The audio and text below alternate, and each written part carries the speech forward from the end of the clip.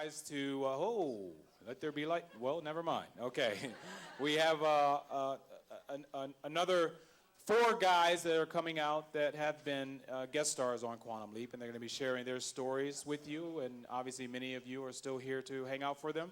So, without any further ado, let's please bring to the stage Joe Napolitano. Yeah, got it. All right. Rich Whiteside, Mike DeMerrit, and Chris Ruppenthal, guest stars on Quantum Leap.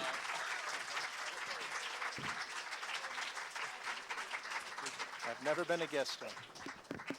Is this working?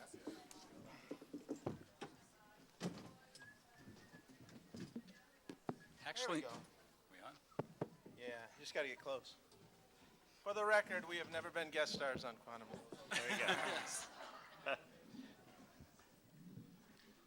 All right. Hi. Welcome. Yeah. Welcome to Hollywood. Yeah. Exactly. Welcome to Quantum Leap.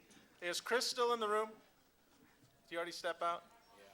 God, I wanted to ask him a question about clearances. How we? Do you want Chris to? Him doing that? Mike, do you want Chris to come back? That's all right. Okay. It was just an interesting question. A fan film thing it blew up on Star Trek when there was a fan group that decided to make a Star Trek story.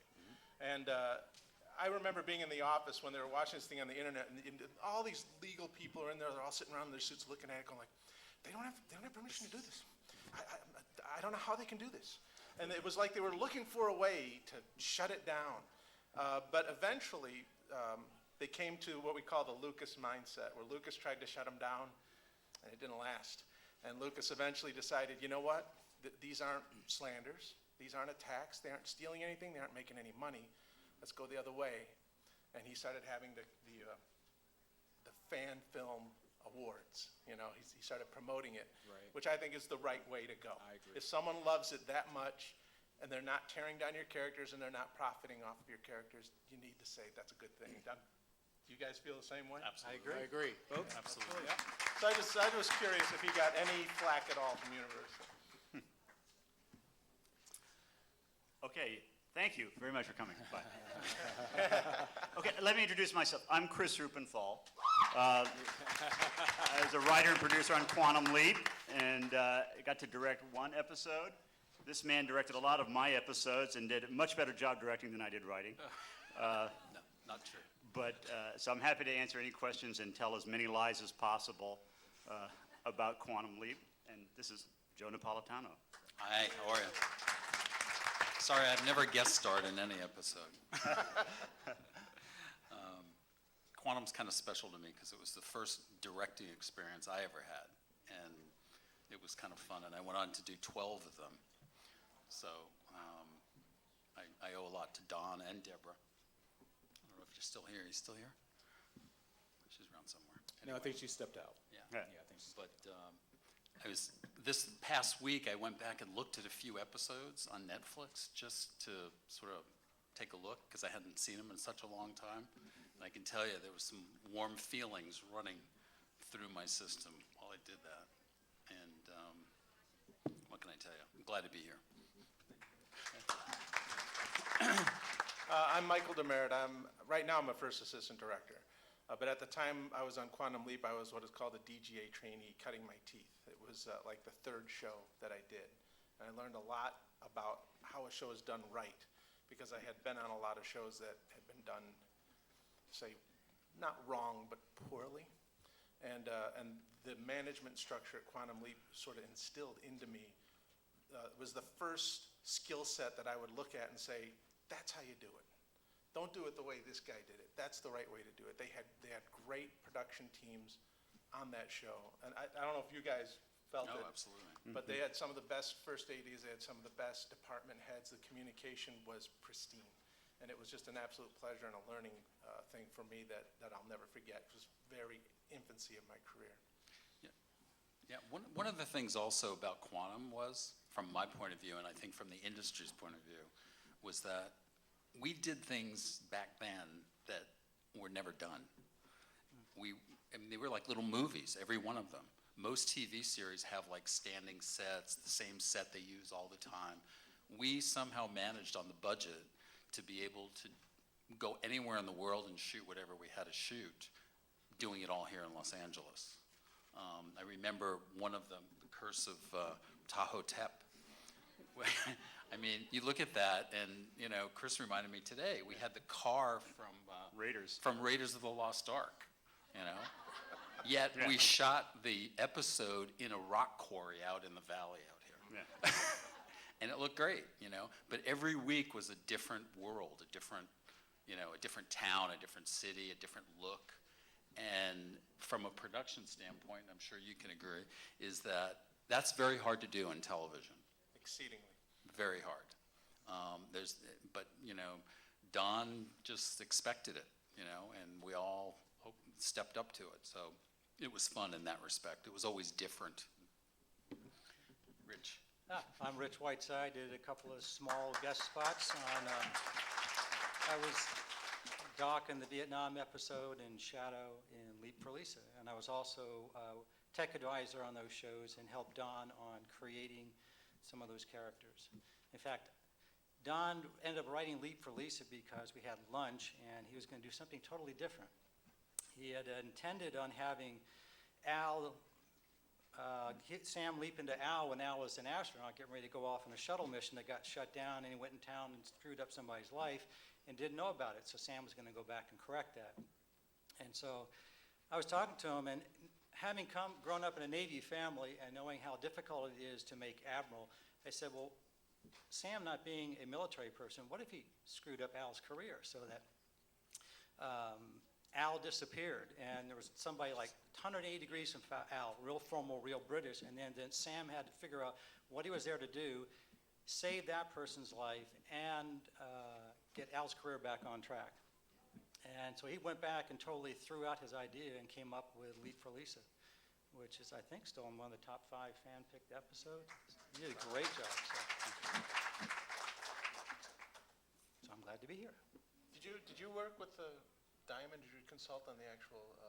Not on stunts. Okay. Yeah, Diamond Farnsworth, the stunt director, did amazing stuff. That's great. I worked with Don on the Vietnam episode, giving him I was used to be in the Navy SEAL teams. Right. So I helped him out to get a sense of what were the SEALs like in Vietnam. And other than making us have short hair, because a lot of the guys in Vietnam actually got to grow their hair long, hey, he had it pretty good. And when I went back to reunion, I got lots of accolades from the team members. I thought for sure were going to crucify me, but he captured the free, independent spirit of the teams. And I worked with all the actors and picked out every stitch of clothing that they worked. So you were talking about the creative process on this show. One of the things I think made it different was that the sum of all the creative parts was better than the individual sums. That is that they allowed artists to bring other avenues in, and then they amplified it. It was totally amazing. So I had free access to talk to all the department heads. They didn't have to listen to me, but they did, and we ended up with what we got. See, that to me is one of the things I remember really fondly about the Quantum Leap experience, was that there was a communication. There weren't these firewalls of, you know, why is this script talking to me? You know, everybody was open. Of course, the director was still at the top of the pyramid, but I found that most of the few directors I worked with, they would listen. They may reject your idea, but they would hear it. Yeah. And that's a rarity in our business to get that many in a row. Yeah, I think observing from the writer-producer side, the interesting thing was usually you have to, and I've worked on a lot of other shows, oftentimes you have to push really hard to get what you want. And in Quantum Leap, it's almost you had to pull them back because they'd always be doing more than you asked them for. One thing I really remember, and I thought they were joking until I found it was true, but when we did Tahoe Tep, it had these dried flowers in it, you know, from Nile, papyrus, things like that. And the prop guy comes running in and he goes, okay, I've got them. And they were like airlifted in from Egypt, you know? Yeah. Dry, and it was like, what? I thought he like went down to, you know, Home Depot or something. No, I mean, they were like really serious about this stuff. And they wanted to be as authentic as possible, and they really went over the top. And in the first year, when I was there, Scott, who couldn't have been the nicer guy to work with, he was like moving sandbags, and you would have to say like, Scott, go to the trailer, you know, don't pick up the sandbags, okay? We'll move the light stands and the flags, okay? But he was just so eager, and everybody was so positive about it. And they took so much pride in what they did. And it was one of the first sets I'd ever been on where people said, and I don't know where it started because it was there before I was there, but they always said like, yes sir, no sir. If you just said like, give me a half apple box like this, they would go, 1 half apple coming up, sir. It was like being on a submarine, you know? It was like, you know, but It's a great respect. yeah, and the weirdest thing about it was this, and I didn't, it took me a while to analyze this and figure it out, which was, they did that all the time starting in the morning, okay? But when you're on day 5 and you're over time and it's 2 in the morning, people normally tend to get curt and snappy, okay? But they didn't really on Quantum Leap because they had like this yes sir, no sir thing, and that somehow cut the tension and made everybody feel like, okay, we're in on this together. So I really didn't see a lot of this disharmony, and like never, basically. Right. And they just ran sets like that. you There's know? a core reason for that in my philosophy.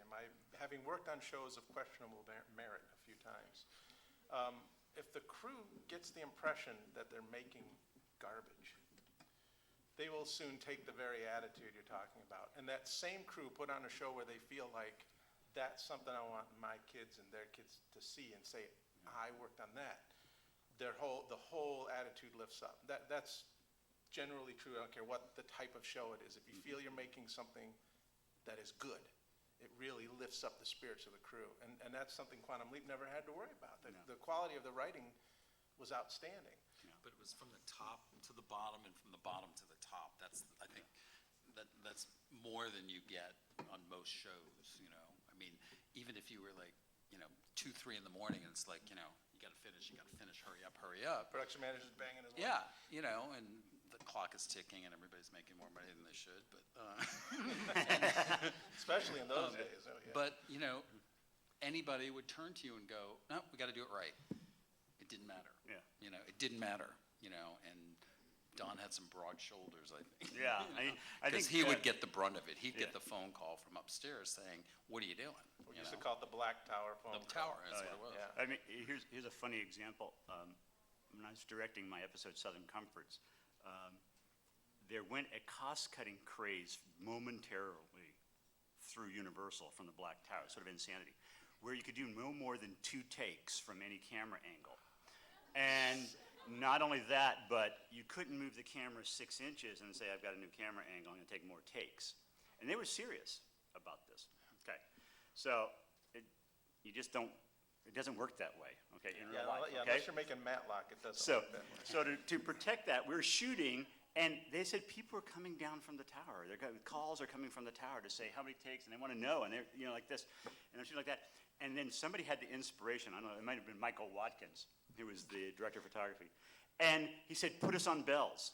And for those of you who don't know, bells is when you're about to start filming, the little sound guy pushes a button, and you actually hear a bell go, bring, bring, bring, bring, and red lights start flashing outside the studio doors, and so nobody comes in or out the doors, okay, because they don't want to interrupt the tape. Well, we just didn't go off bells. So we're on bells for about, and it cuts off all telephones, so no telephones can ring in on the stage. So we just stayed on bells for like hours, yeah. And it was just genius, you know, and we just shot what we had to shoot because everybody wanted to do the episode right. And they didn't want to, you know, go by this rule like only 2 takes. And you know what? You would go on stage and they would erase numbers and renumber scenes like this that we knew we were going to cut out because they didn't want the tower to see like they were take 7 or something like that. So they would shoot like 6 take 2s or something, but they'd be written slightly different so we would know where they were and you could erase them on the slate. Poor editors. So they stopped that policy after a while, but for a little while there was insanity on Universal. It was, you know. You know, now they wouldn't let you get away with it because everybody texts. Right. Yeah. Back then, literally, you hit that switch, you're cut off from the world. I saw grips on the phone talking to someone, and that switch comes on, and boom, your phone's hung up. You're done. You're not going to get to talk till the red light goes off. Right. I got to ask you guys something now in terms of what I thought was just masterful scheduling. There were a lot of stage sets, but they seemed to coordinate between the episodes, because you never stop shooting in television. You shoot every day. There's an assistant director with a director prepping ahead, and as soon as they get their 7 days of prep and you've done your 7 days of shooting, they come right on and you keep on shooting. You never stop. But these, this isn't a cop show. There isn't a set you can go to and say, we'll get 10 pages in there, it's already lit, we know it. Every show, new sets had to be built. But I never saw, in the time I was there, which is not a long time, a collision. They always seem to have the sets ready just ahead of time to shoot it.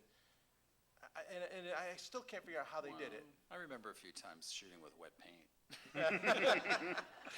But no, Just ahead. they were truly the art department. I think Cameron Burney was the art director. Bob Ziliaks, he was amazing. He's the one that would fly stuff in from around the world. Yeah. But there was a lot of communication between, can we build this set this way, because the next episode or 2 episodes away, we need a locker room for our gymnasium or something. We can turn that bedroom and we just pull that wall, change that wall, put this in there, and boom, and we'll put stone on the wall or something. Boom. And they were masters at it. They were masters. You knew 2 episodes down, that doesn't happen on TV anymore. Know what you're going to shoot 2 Oh episodes yeah, down the yeah, line? yeah. Well, you knew, you kind of knew, yeah. Yeah. That's Yeah, the brilliant. scripts, well, because there was how many writers? There's 7 or 8, 7 or 8 depending on writers. So what year it was. scripts were around, and you had enough of an idea. I remember Shock Theater. Remember that Yeah, set? That was a that's- huge set. It was huge. Big lightning. The set was huge, and Deborah wrote it, Yeah. wherever she is. And I remember it was like there was nothing, as a director, there was nothing I couldn't ask for that they wouldn't try to give me. And that's amazing in television. And that's what I mean by every one of them was like a little film. The first episode I did, Pool Hall, the set, I remember, we need a pool hall, okay. But we didn't want to put cars outside the window because we're on stage and it would look fake. There's nothing you could do to a street when you're inside a stage. So I came up with the idea of putting the set like a downstairs pool hall. And I said, well, it would be really cool because it's Chicago. We'll have ceiling fans. Oh yeah, Bob Ziliak comes with ceiling fans that are belted. Remember that? Right, yeah. There was like 20 ceiling fans in the set. It was a huge set, but they were run by a belt. So I don't know how they did it. I honestly don't know how they did it. The second thing was, I kept saying, well, okay, so the steps go up to the street, so we're like in a basement, right? It'd be really cool is if you saw there was an alley scene, I remember. There was a small alley scene. And I said, what if we put like a big, like a steel girder, like there's a subway outside, like there's an L train. And during the episode, at certain dramatic points, we can do stuff like flat, a train goes by, so we have the sound of the subway or the sound of the train. We weren't on location. It was all fabricated. But just stuff like that, you could ask for it and it would happen. Yeah. And that's expensive, they built these big girders and the steps, and so they had to build a platform because the actors coming down the steps had to have some place to be safely, to make an entrance. Things like that. You never see that in television. Yeah. Let me add one story to that. When we did the Vietnam episode, we were trying to get everything correct, and the SEALs had a signature machine gun that they were basically the only ones that used it. It was a Stoner. It used M16 ammunition on a belt. And so before the episode, I went through all my military channels and I found a couple of guns that were down in southern Florida. So I called George Tours, who was the prop master, and told him about that. And I hear this long pause, and he says, do you have any idea how difficult basically it would be to get that? He says, I've got every permit you have in Hollywood. I've one of 2 people I have them all. He said, do you have any idea how difficult it would be to get a machine gun out of southern Florida into Southern California? He said, if I had 6 months to do this, I couldn't do it. And so I said, okay. So I get there, and the first day on the set, he pulls me over. He goes into his trailer, and he pulls back the sheet, and there's 2 stoners. And he said, don't even ask. That's how dedicated they were to small things. And then the machine gun doesn't work well with blanks, so it jammed a lot. So Michael, not Michael, who was the other co-executive VP with Deborah? Michael Zimberg? Michael Zimberg was the He director. directed that episode. He directed the episode, and he won Directors Guild Award for that, by the way. Yeah. But it kept jamming, and he swore to God that if he ever saw that gun again, he would shoot me. Right. Yeah. Well, yeah, I mean, thinking of the Vietnam, because I wasn't out on the set for that one, a good way for writers to avoid working is to watch dailies, okay? So that was like a great, oh my God, I don't have to write the script now. The dailies are in, we're gonna watch this. And you can't understand, most shows are just on lots, in stages, and you go to the police precinct, or you go to the apartment, or whatever like that. So you're sitting here building, first you're doing new shows every week that are completely different, and you're planning ahead, and you sit down and you put in the tape, and you're watching this thing, and you watch a helicopter pull a guy on water skis, through this, river that looks like you're in Vietnam, and you think, it's a helicopter. How did they do that? Because everybody else is like worrying about getting a cop car, which there are about 50,000 of them, in Universal. And that's just Quantum Leap. It's like the stoner you're talking about. They did crazy things and got it done, and people weren't like screaming at each other like, where is all this stuff? It was, they were just happy to do you it. would have problems. Yeah. Yeah. Yeah. In fact, one thing that I really like to point out when you watch old episodes of any quality series and from that time frame, there's no digital camera work here. There's no computer graphics. This is back when, to do a beam up effect was $8,000, not something you can do in your home computer. So these things, when you see them, now if you look at Lost and you go like, wow, where'd they find such a pristine area? And I talked to Mitch Susskind, he says, well, we took that house out and we took that line out and we rebuilt that and we put the mountain over there. Yeah, the And they did it in a computer. Yeah. This was done, had to be, what you saw was what it was. You had to cheat the eye on the set, which is a heck of an accomplishment when you don't have the same game plan. We'll just do plan X. There's no plan X. Every show, new game plan. Give you a quick one. Maybe we should open up to questions after this, but The Leap Home, when Scott plays himself and his father. I don't know if you remember that. I mean, putting him in the same scene with himself. When you think about it, I mean, it'd be a lot easier today because you could just split it. But what we had to do was we built the set, the kitchen in such a way where it lined up, and we found what they call a mat line right at the edge of the window, and the mother would cross through, and and we'd shoot Scott in the morning as his father because he would be in makeup for like 3 or 4 hours to look old. And then after lunch, we would shoot him as himself. Would you leave the cameras locked off? Or? Yeah, well, we'd lock off one camera. Right. Or two, for 2 different sizes. Did you have a double for over the shoulder? And we had a double for Scott for both parts, for the father and for him, so that when we did coverage, we'd see a piece of, the double and shooting Scott. But there are shots, and you can see it in the barn when he's milking the cow. There's Scott and his father. I mean, and then we did the same thing in the kitchen, I think, a couple of times. There were a few things. But, the planning and making that work technically back then was a lot more difficult than it is today. Did you ever do it? Did you ever have motion control, or was No, it all no. had to be done in a lock? No, there's no digital playback where you can match it, look at the monitor, and just flip back and forth between different camera shots and go, oh yeah, move a little to the left, make them bigger. I remember having a grease pencil, and I think I drew a line on the monitor, and just to make sure the mom, the actress that was playing the mom, and I forget her name, I'm sorry, but she, you could be over here, be over here, be over here. Okay, now you can cross. And she would cross at a certain time, and now, okay, now you got to stay over there. Yeah. And then Scott would get up and cross the line as well, with the dad sitting at the table. I just looked at it the other day. I was like, Oh, I have to say one more thing, and then we should do the questions, I think. Yeah. I agree. But you should know that, first, 2 things. Dean Stockwell was a master at finding the camera. oh yeah.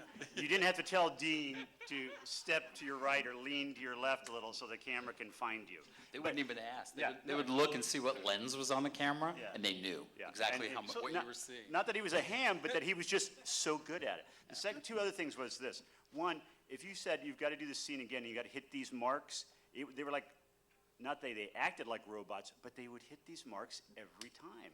And the same thing with looping. If you asked them in a looping session and say, okay, you got to loop it this way and say it like this, they were fantastic at it. Both of them were. Yeah. So that made your life so much easier with actors who could hit marks and also then loop. I That was explains spoiled. something to me. I was That's where spoiled. Scott learned it from. Yeah. It's from Dean. They were amazing. You could say, I got to get this scene in 20 minutes, which means I can't do 10 shots. I got to do it in like 1 or 2. And they would, and you can see it in the shows today. You just look at them. They would move around within the frame to keep it interesting, so that you wouldn't have to cut the camera. Yeah. And the timing and the beats and everything were like dead on. They would even be able to, they knew when the camera assistants would just be off a little bit on focus, and they would adjust. That's how good they were. They were so aware of everything around them, as well as being able to deliver, performances that they did. So. Yeah, and on Enterprise, one of the phenomenal things about working with Scott was that if you said, you would actually see the cameramen during a rehearsal where they're running the camera, so I go, and he'd go, what lens you got there? And it'd be a zoom lens, not even a fixed lens, and they'd go 58, 58.2, like not even a fixed number, and he'd go, so I need to be here.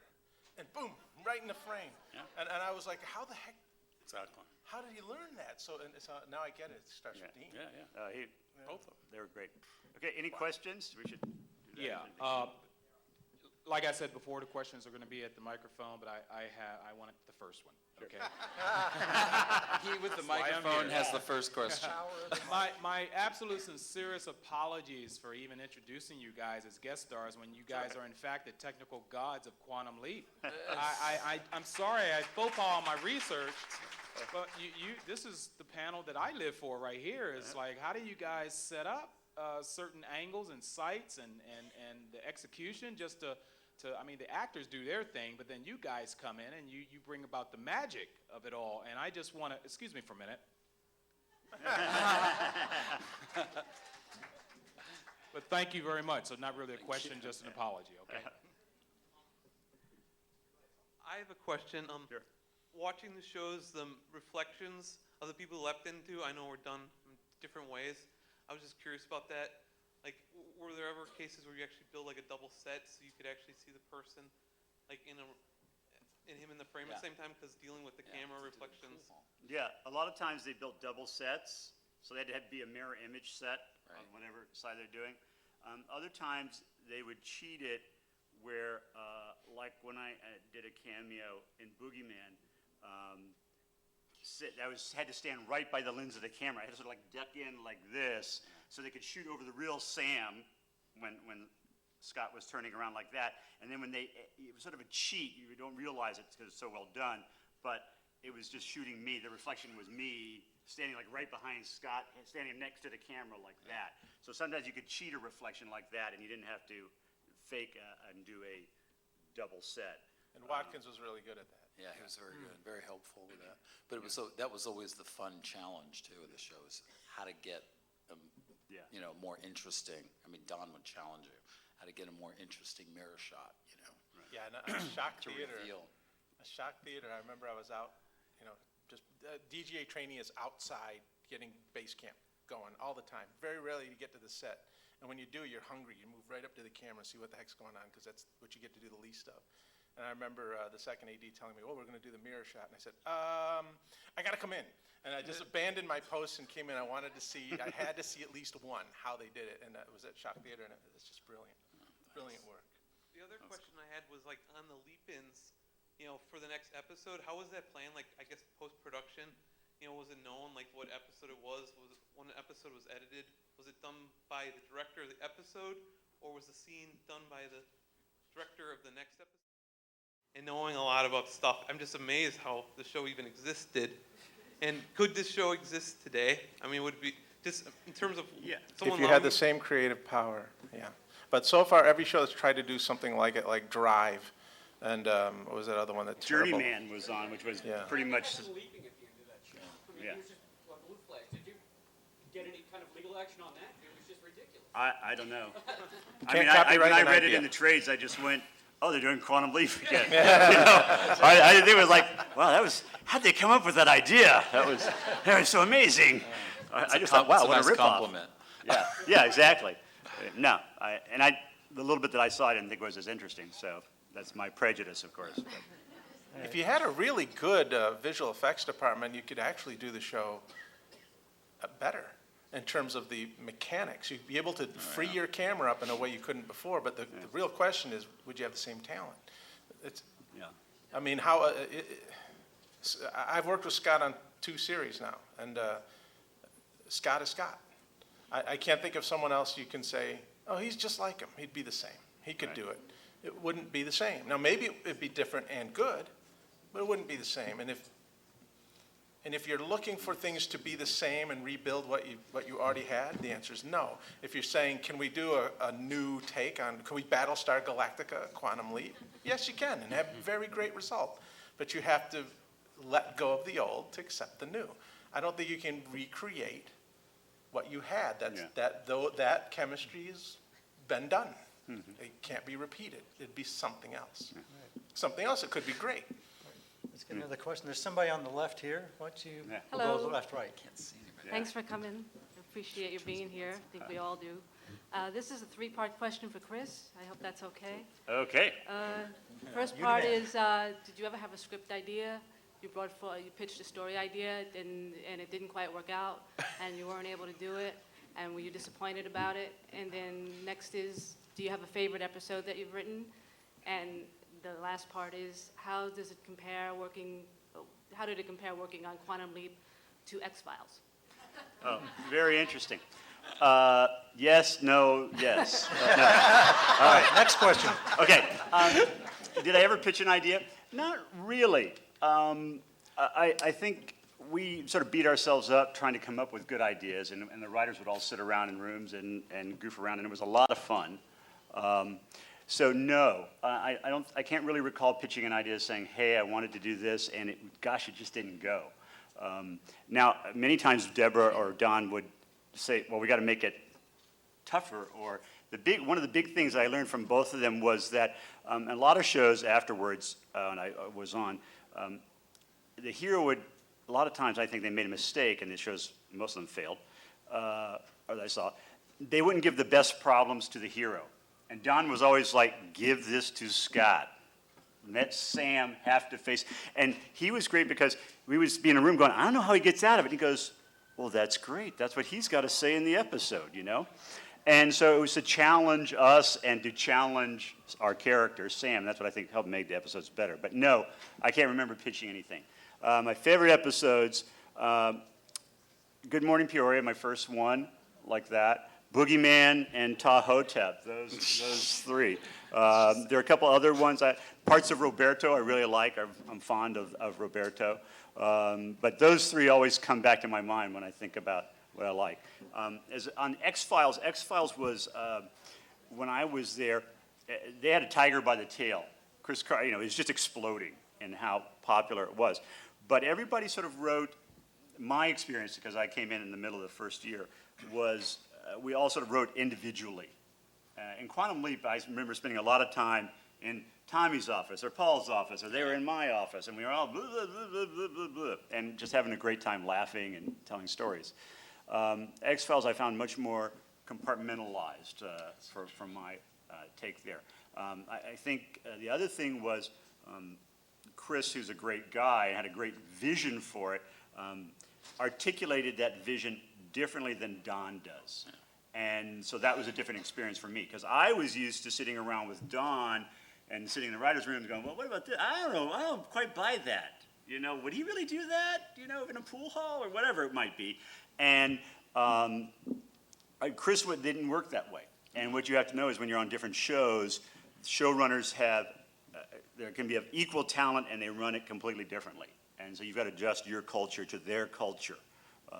So X-Files was different that way. And plus it was shot by remote control because they were shooting in Canada and all the writers were down here. And even though I would fly up for some days of prep, that's different than being on the same stage or on the same lot while they're doing it the whole time. They had a terrific group of people on X-Files. But it was I didn't find it as college sophomoric fun as I did Quantum Leap. Thank you very much. Sure. I agree, by the way. I concur. Over here on the right, our right. Hello. Welcome, everybody. I'm glad you could make it.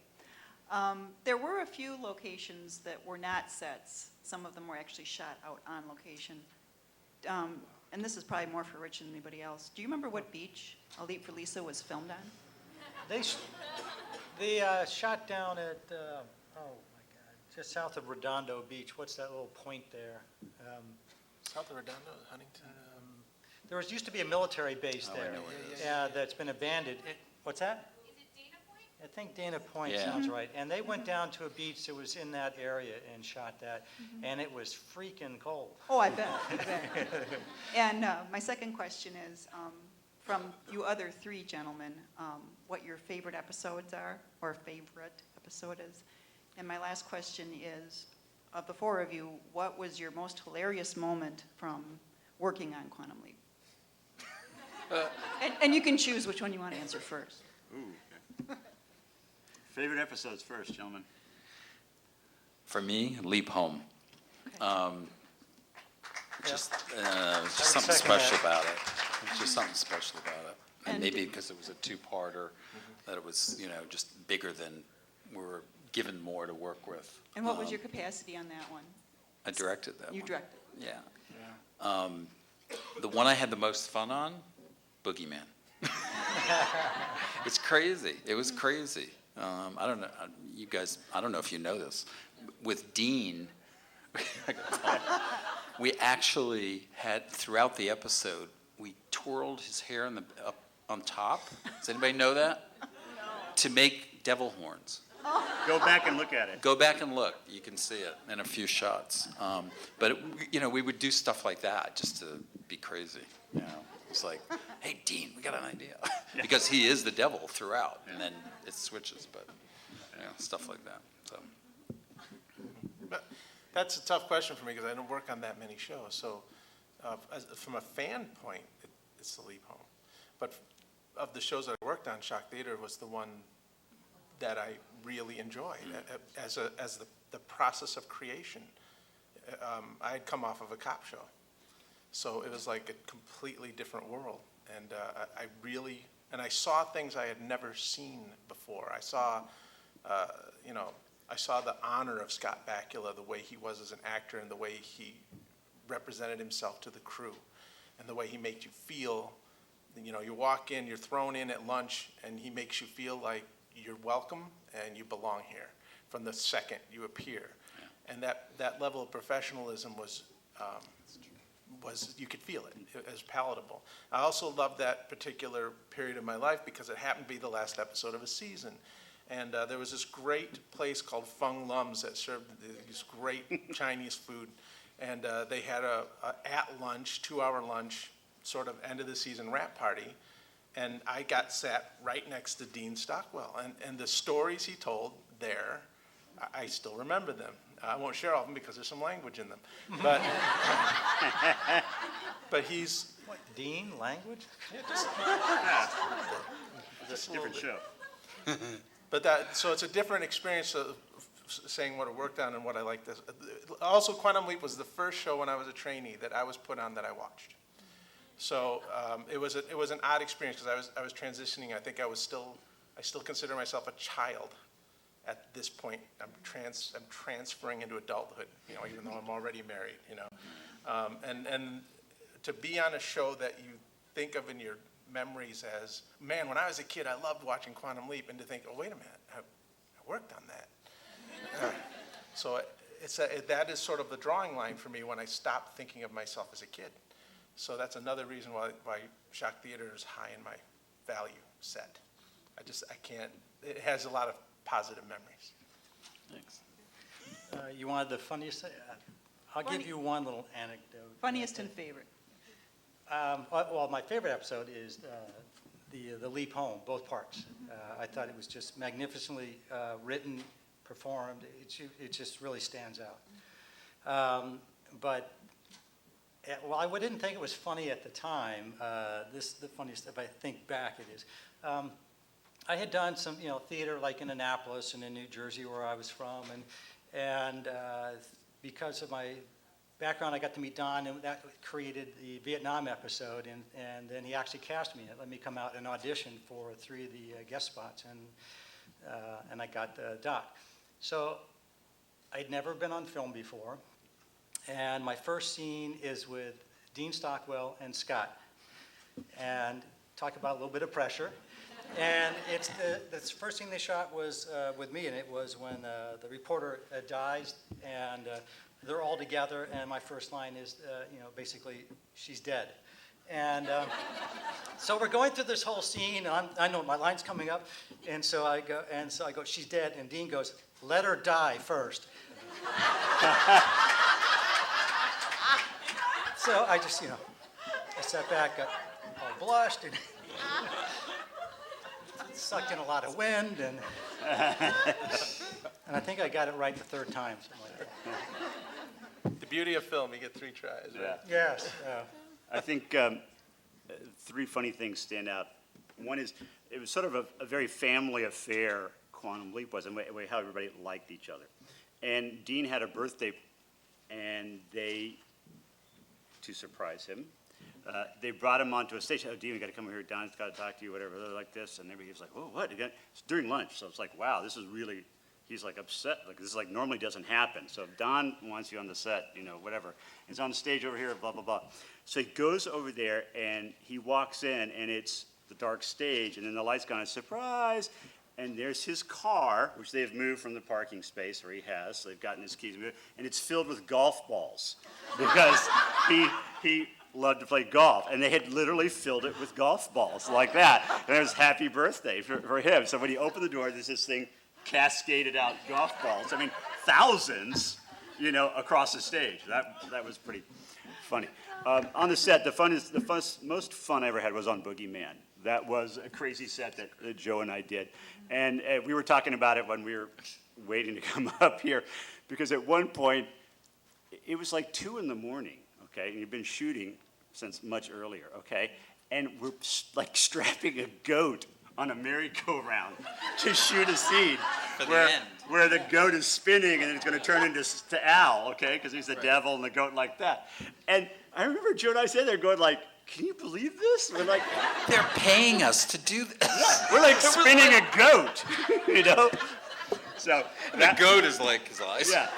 So that was perhaps the most fun, because it was just, we were like kids, And I didn't even know, I haven't watched it closely, but also when we did Tahotep, the funniest thing was I had one of the set painters. I mean, this is not the designer or anything like that. Set painters come in. These are like the unknown heroes, the guys that put all this stuff together in like 30 seconds, and it looks like it's been there for thousands of years. So we're inside the tomb like this, and there are all the friezes or the murals of the Egyptian gods like that. And then if you look around and look up top like this, maybe if you could blow it up now digitally, but they're like, Egyptian pharaohs like smoking, And they just love putting in little things like that, and the set that you would normally never read. But it also helped keep us alive like that. Right. I remember, I got to tell this. I remember we were on the leap home, we were trying to shoot in a cornfield, because it's supposed to take place in the Midwest, and corn. It was very important to Don because he came from there, and half the characters were his friends. The names were his friends' names. Yeah.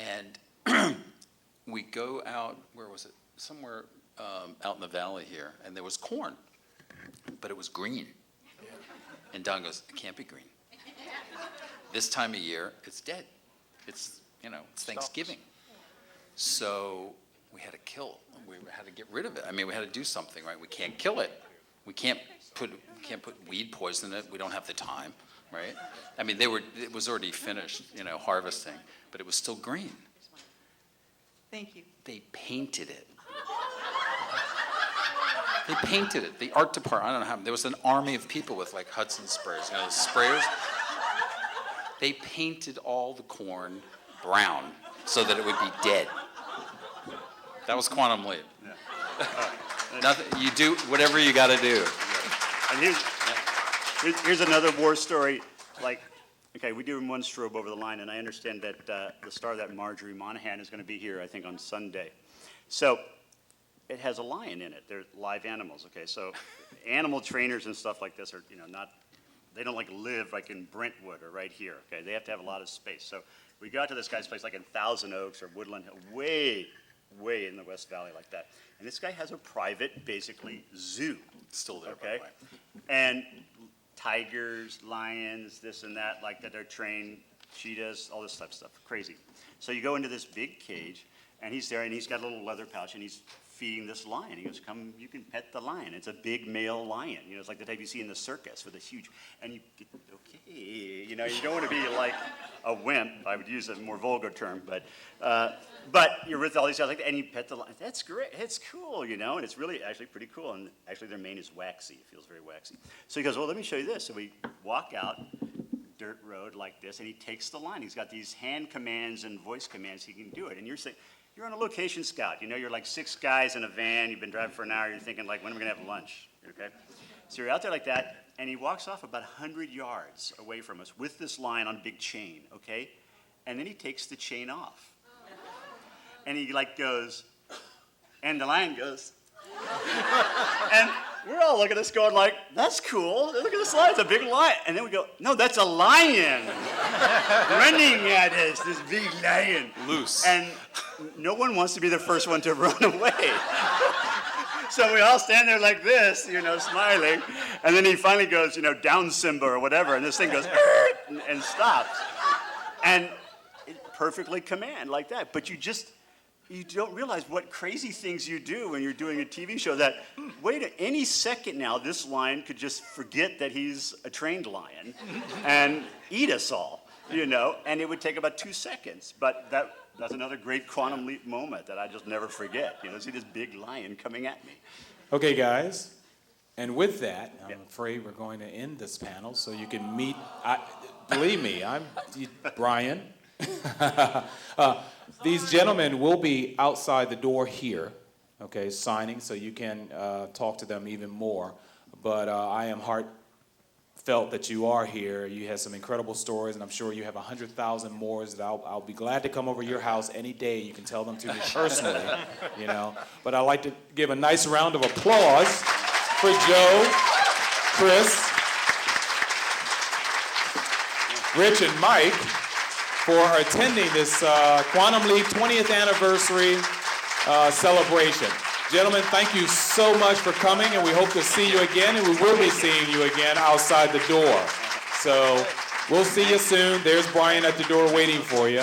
I want to hear more, but we have to keep this rolling. We're on a tight schedule, so a few announcements here. Anyone who, all rows, basically can go and see the cast and crew downstairs for a Leap to Die For. They're still there. If you want to see them, go there.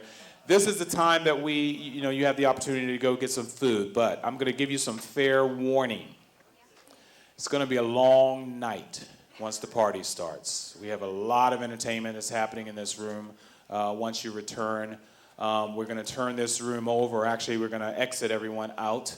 And we're going to turn this room over to get ready for the party for tonight. And can you believe it's only Friday? It's only Friday. We got, 2 days before Scott shows up, and we're already having a great time, right? All right. Folks, thank you so much for being so patient. We're going to turn this room around and come back. You get to see a Quantum Leap line dance before the evening party around 7 o'clock. So get some food in you, get some nourishment, take a short, quick power nap, and we're going to see you guys back here later. Thank you so much, and we'll leap.